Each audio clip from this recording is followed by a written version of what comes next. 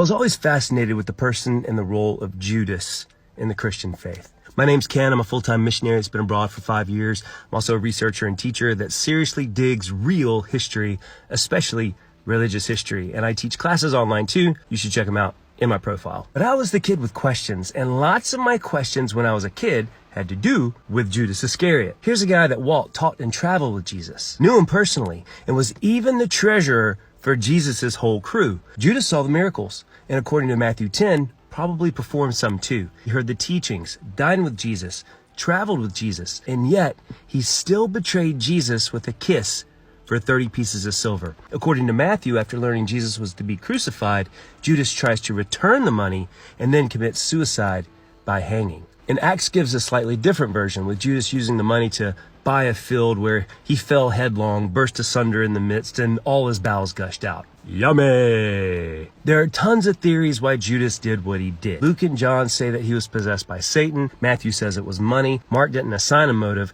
And there are tons of other theories out there. Fact is, we weren't in Judas's mind, so we don't actually know why he did it. And the whole dynamic always weirded me out when I was a kid. What Judas did raises uncomfortable questions there aren't easy answers to.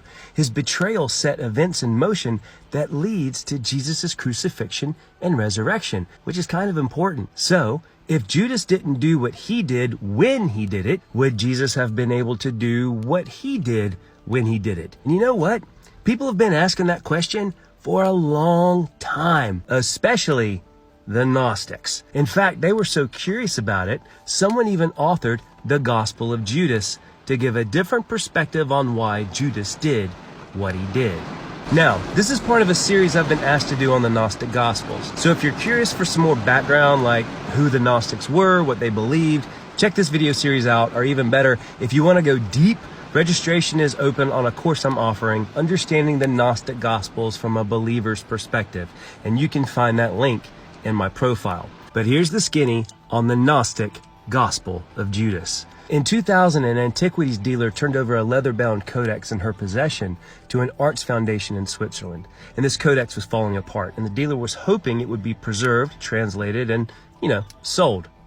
And it was in bad shape. Now, since its discovery, this codex had a reportedly convoluted history. Questionable acquirements, thievery, ransom demands numbering in the double-digit millions, wild stuff. And before being given to the Swiss Foundation, it had been stored in a box for 20 years and had been offered to buyer after buyer who weren't handling it properly, even storing it in freezers and safe deposit boxes. And many of its pages were crumbling and entire sections were missing. But this wasn't any ordinary codex. This was the lost Gospel of Judas, and it was believed to be the only copy left on the planet. And on April 6, 2006, the National Geographic Society published the first English translation from the Coptic, and in 2007 released the critical edition of the manuscript to the world. And while this copy of the Codex was believed to date to approximately 280 AD, some scholars believe that the Gospel of Judas was actually a translation of an earlier manuscript dated between 130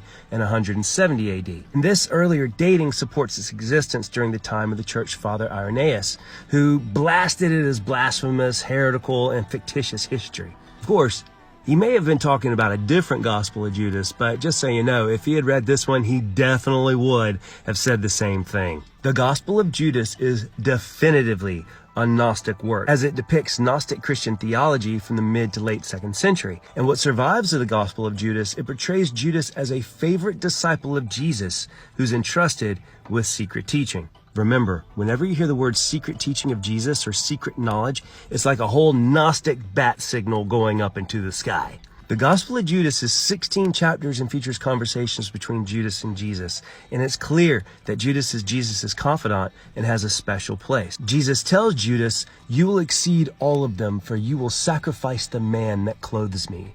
Which is basically Jesus telling Judas he will help Jesus in his quest to free his spiritual self from his material body, freeing the eternal from the material.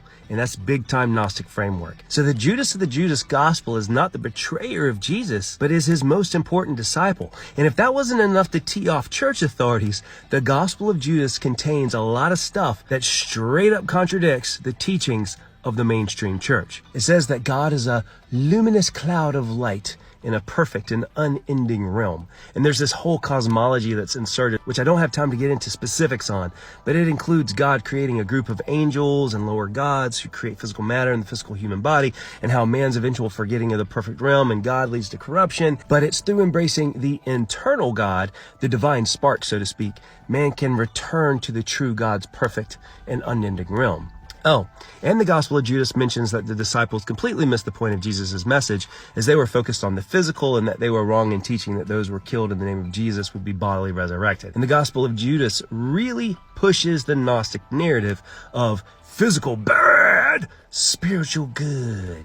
And thus, mankind would be separated into two groups. Those with an immortal soul, like Judas, who sees the God within and enters his realm when he dies, or those like the other disciples who will die physically and spiritually at the end of their days because of their focus on the physical and things like sacrifice, physical sin, and obedience, and communion, which was equated with cannibalism. And there's a whole lot more, but I'll save that for a later day. See why the early church fathers didn't like it? The Gospel of Judas completely undermined all mainstream church and church father authority, which was based off the authority given to the disciples by Jesus in the accepted Gospels. So, if you happen to come across any spooky, eerie videos on TikTok or elsewhere talking about the secret Gospel of Judas with secret teachings that weren't included in the Bible, there's a reason. Because the Gospel of Judas pretty much contradicts every other gospel, and it was designed that way. However, the Gospel of Judas is important as it demonstrates the diversity of early Christian beliefs and practices.